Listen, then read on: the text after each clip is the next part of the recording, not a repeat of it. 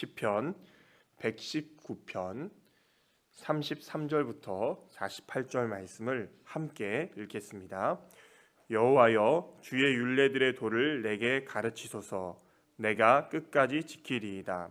나로 하여금 깨닫게 하여 주소서. 내가 주의 법을 준행하며 전심으로 지키리이다. 나로 하여금 주의 계명들의 길로 행하게 하소서. 내가 이를 즐거워함이니이다. 내 마음을 주의 증거들에게 향하게 하시고 탐욕으로 향하지 말게 하소서. 내 눈을 돌이켜 허탄한 것을 보지 말게 하시고 주의 길에서 나를 살아나게 하소서. 주를 경외하는 주의 말씀을 주의 종에게 세우소서. 내가 두려워하는 비방을 내게서 떠나게 하소서. 주의 규례들은 선하심이니이다. 내가 주의 법도들을 사모하였사오니 주의 의로 나를 살아나게 하소서. 여호와여, 주의 말씀대로 주의 인자하심과 주의 구원을 내게 임하게 하소서.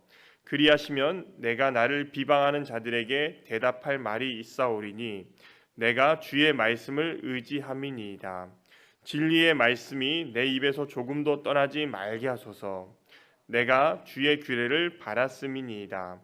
내가 주의 율법을 항상 지키리이다. 영원히 지키리이다.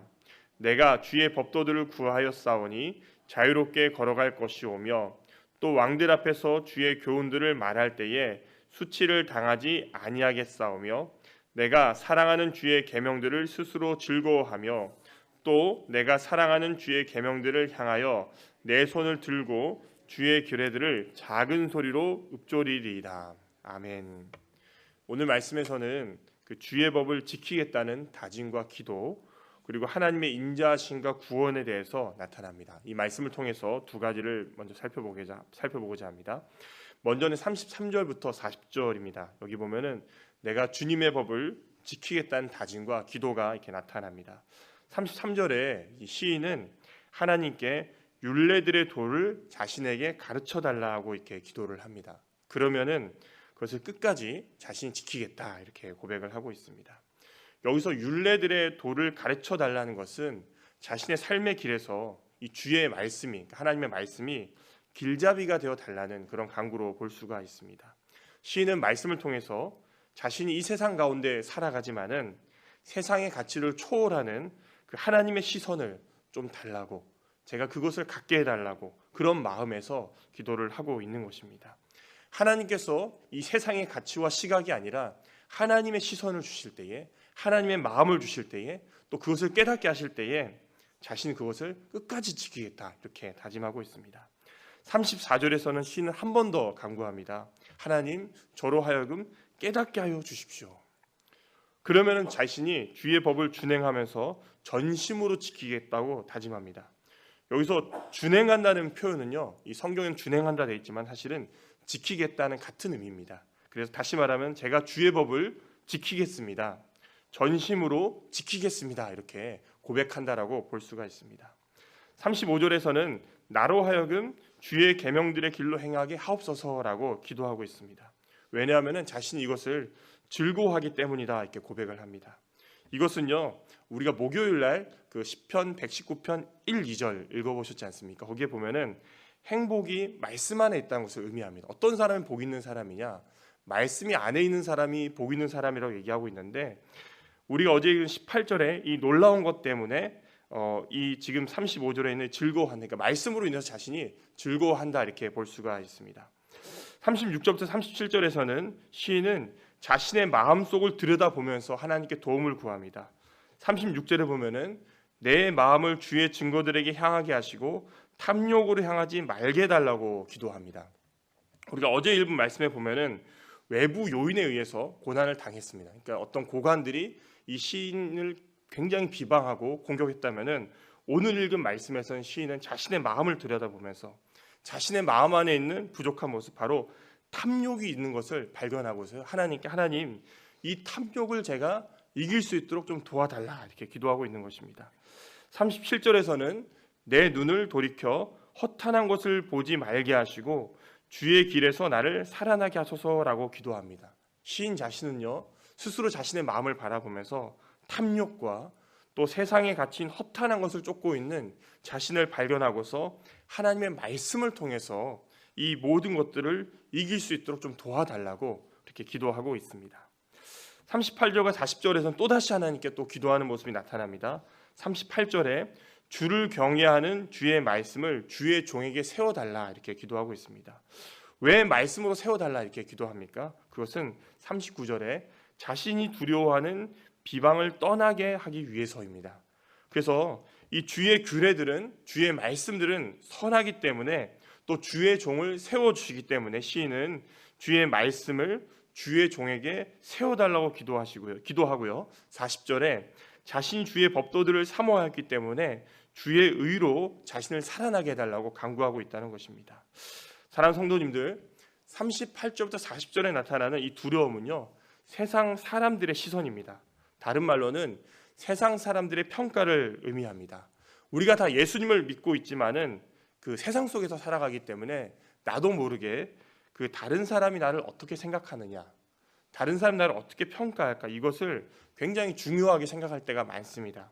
그래서 세상 사람들로부터 우리가 인정받기 위해서 세상 사람들이 어떻게 생각할까, 이것을 많이 생각한다는 것입니다. 그러나 이러한 세상적인 평가는 우리를 어떻게 만듭니까? 굉장히 힘들게 만듭니다. 그래서 인정받을 때는 내가 너무 좋지만은 인정받지 못할 때는 마음이 굉장히 괴롭고 힘듭니다. 또 이 괴로움이 나를 갉아먹게 되고 결국은 누구에게 피해가 갑니까? 내 자신뿐만 아니라 내가 사랑하는 가족들, 주위 사람들에게 좋지 못한 영향을 미치게 되는 것입니다. 이런 가운데 가장 중요한 것은 무엇이냐? 바로 하나님의 인정입니다. 하나님의 사랑입니다. 말씀을 통해서 하나님의 마음이 우리의 마음을 감쌀 때에 이 38절에서 40절에 말씀하고 있듯이 우리가 세워질 수 있고 다시금 살아날 수 있습니다. 우리가 두려워하는 그런 어떤 세상적인 비방들이 우리 마음속에서 이게 떠나갈 수 있다는 것입니다. 따라서 사랑하는 성도님들, 우리가 세상 속에서 살아가지만은 이 말씀을 붙들고 또 말씀을 묵상하는 가운데서 이 하나님께서 세상을 뚫을 수 있는, 세상을 이겨나갈 수 있는 우리에게 지혜를 주시는 가운데서 세상의 인정이 아니라 하나님의 인정 속에서 오늘 하루도 은혜와 감사로 사시는 그런 모든 성도님 되시기 바랍니다. 다음은요, 41절부터 48절입니다. 하나님의 인자하심과 구원에 대해서 나타납니다.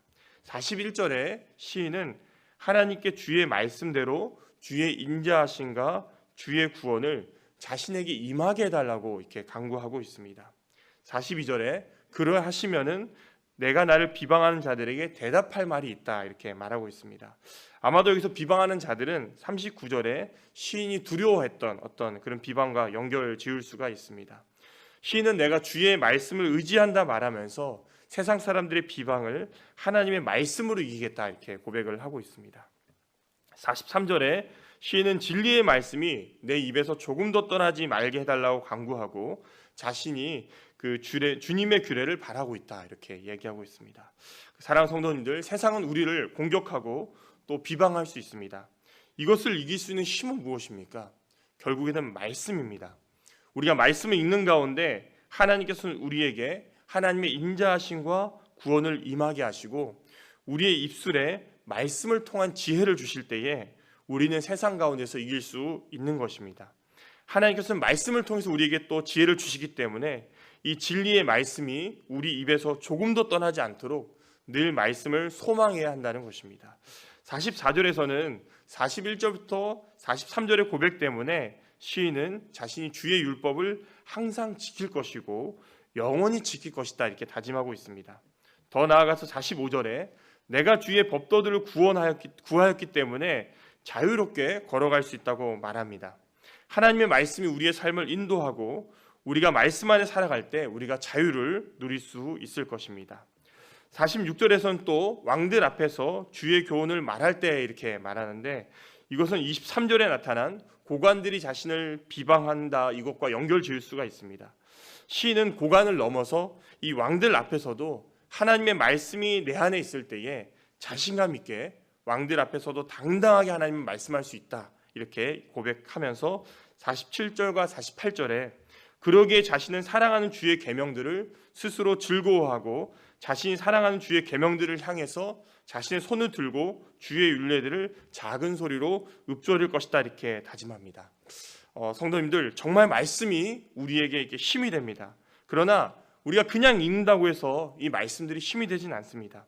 41절에 말하는 것처럼 우리가 말씀을 읽을 때에 주의 인자하심과 주의 구원이 우리에게 임할 때에, 다른 말로는 우리가 말씀 읽는데 이것이 그냥 읽는 것이 아니라 그 말씀 읽는 가운데서 우리가 하나님을 만날 때에, 그 말씀 속에서 하나님을 만날 때에 이 말씀이 우리에게 힘이 되고요, 또 세상의 공격과 비방 가운데서 우리가 그 세상을 이겨낼 수 있는 것입니다.